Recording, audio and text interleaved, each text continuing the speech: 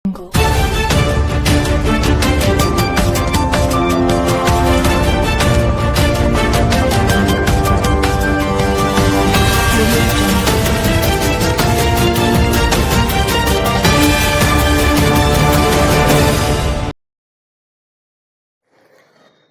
Hi ನಮಸ್ಕಾರ ಪ್ರಿಯ ವೀಕ್ಷಕರೇ, ಕರುನಾಡ ರತ್ನ ನ್ಯೂಸ್ಗೆ ಸ್ವಾಗತ ಸುಸ್ವಾಗತ.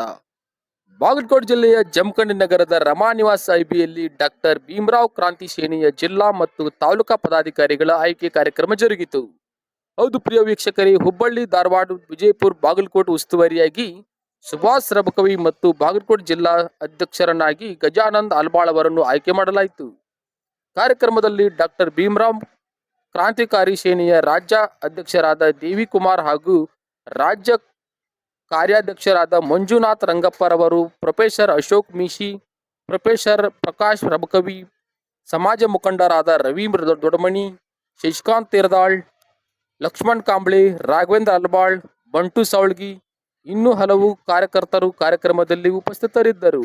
ವರದಿ ಗಜಾನಂದ್ ಅಲ್ಬಾಳ್, ವರದಿ ರವಿ ದೊಡಮನಿ, ಕರುನಾಡ ರತ್ನ ನ್ಯೂಸ್, ಜಮಖಂಡಿ.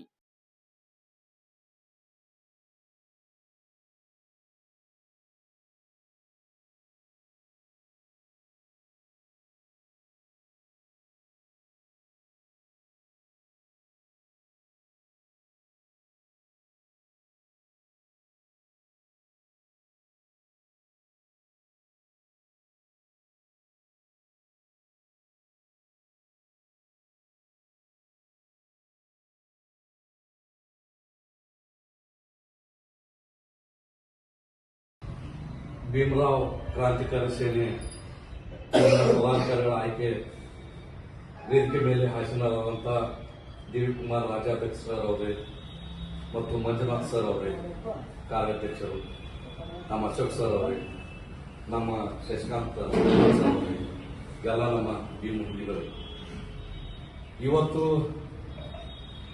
ಎಲ್ಲ ಸಮಾಜವನ್ನ ಮುಂದೆ ತಗೊಂಡು ಹೋಗಿ ಸರ್ ಭಾಳ ಚೆನ್ನಾಗಿ ಎಲ್ಲ ಸಮಾಜವನ್ನ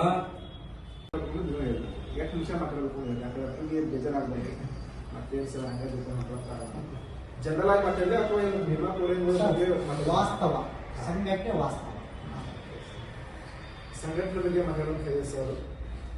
ಅದಕ್ಕೆ ಮುಂಚೆ ನಾವು ಒಂದು 2 ಮಾತು ಸ್ವಲ್ಪ ಭೀಮಾ ಕೋಲಿನ ಉದ್ದೇಶಿಸಬೇಕು ಅಂತ ಆಲ್ಮೋಸ್ಟ್ ಎಲ್ಲರಿಗೂ ಗೊತ್ತಿರಲಿಲ್ಲ. ಯಾಕಂದ್ರೆ ಜನವರಿ 1ನೇ ತಾರೀಕು ಪಾತ್ರ ಎಲ್ಲರೂ ಕೂಡ ನಾವು ಬಹಳ ನ್ಯೂ ಇಯರ್ ಪಾರ್ಟಿ ಒಳಗಡೆ ಕೆಲವೊಂದಿಷ್ಟು ಜನ ಬಹಳ ಸಂಭ್ರಮ ಆಚರಣೆ ಇರ್ತಾರೆ. ನಾವು ಕೂಡ ಮುಂಚೆ ಹಂಗೆ ಇದ್ದೀವಿ. ಸೊ ಯಾವಾಗ ನಮ್ಗೆ ಇದು ಬಾಬಾ ಸಾಹೇಬ್ ಸಿದ್ಧಾಂತದ ಬಗ್ಗೆ ನಾವೆಲ್ಲ ಅಧ್ಯಯನ ಮಾಡ್ತಾ ಹೋದ್ವಿ, ನಮಗೆಲ್ಲ ಸೀನಿಯರ್ಸ್ಗಳ ಬಗ್ಗೆ ಇದ್ರ ಬಗ್ಗೆ ಹೇಳ್ತಾ ಹೋದ್ವಿ.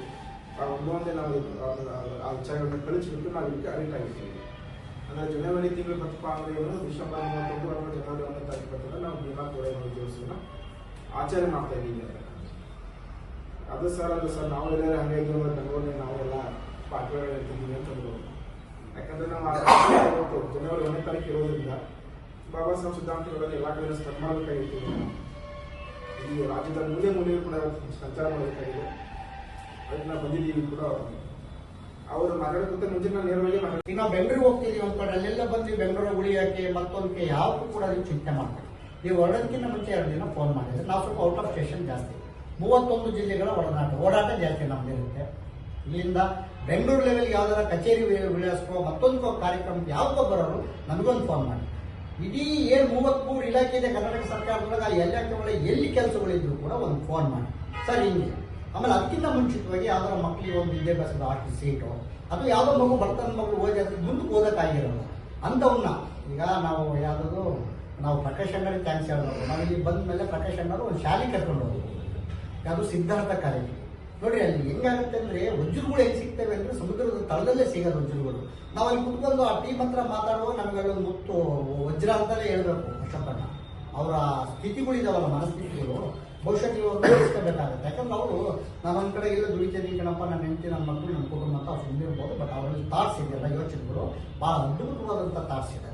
ಸೊ ಅವ್ರನ್ನ ನೀವು ಬಳಸ್ಕೊಳ್ಳಿ. ಅವ್ರು ಹೇಳ್ತಾರೆ ನಾನು ಒಳಗೊಂಡಂತೆ ಎಲ್ಲ ವರ್ಗದವ್ರನ್ನ ಒಳಗೊಂಡಂತೆ ಸಂಘಟನೆ ಮಾಡೋದಕ್ಕೆ ಹೊರಟಿರೋದು ಕಾರಣ ಇಷ್ಟೇ. ಮೊದಲನೇದಾಗಿ ಸಮಾನತೆ. ಬಾಬಾ ಸಾಹೇಬ್ ಅಂಬೇಡ್ಕರ್ ಅವರು ಹೇಳಿರೋದು ಅದೇ ಸಮಾನತೆ. ನಾವು ಸಮಾನತೆ ಬೇರೆಯವ್ರಿಗೆ ಕೊಡೋದ್ರ ಮುಖಾಂತರ ಅವ್ರ ಜೊತೆ ನಾವು ಕೂಡ ಸಮಾನತೆ ಕಾಯ್ಕೊಳ್ಳೋ ಒಂದು ಪ್ರಯತ್ನ ಮಾಡಬೇಕಾಗ್ತದೆ. ಉಳಿದಂತೆ ಬೇರೆ ಜನಾಂಗದವ್ರಿಗಾಗ್ಬೋದು, ಬೇರೆ ವಿಚಾರದಲ್ಲಾಗ್ಬೋದು ಅನ್ಯಾಯಕ್ಕೊಳಪಟ್ಟಂತ ಸಂದರ್ಭದಲ್ಲಿ ಎಲ್ಲರೂ ಕೂಡ ಜೊತೆಗೂಡಿ ಕೆಲಸ ಮಾಡೋಣ. ಆದ್ರಿಂದ ನಾನು ಹೆಚ್ಚಿನದಾಗಿ ಇನ್ನೇನು ಹೇಳೋದಕ್ಕೆ ಹೋಗಲ್ಲ. ಉಳಿದಂತೆ ಈ ದಿನ ಏನಿಲ್ಲಿ ಪದಾಧಿಕಾರಿಗಳ ಆಯ್ಕೆ ನಡೆಯುತ್ತೆ, ಅದು ಉಳಿದಂತೆ ನಮ್ಮ ಕಾರ್ಯಾಧ್ಯಕ್ಷ ಮಂಜುನಾಥ್ ಅವರು ತಿಳಿಸ್ಕೊಡ್ತಾರೆ. ಸೊ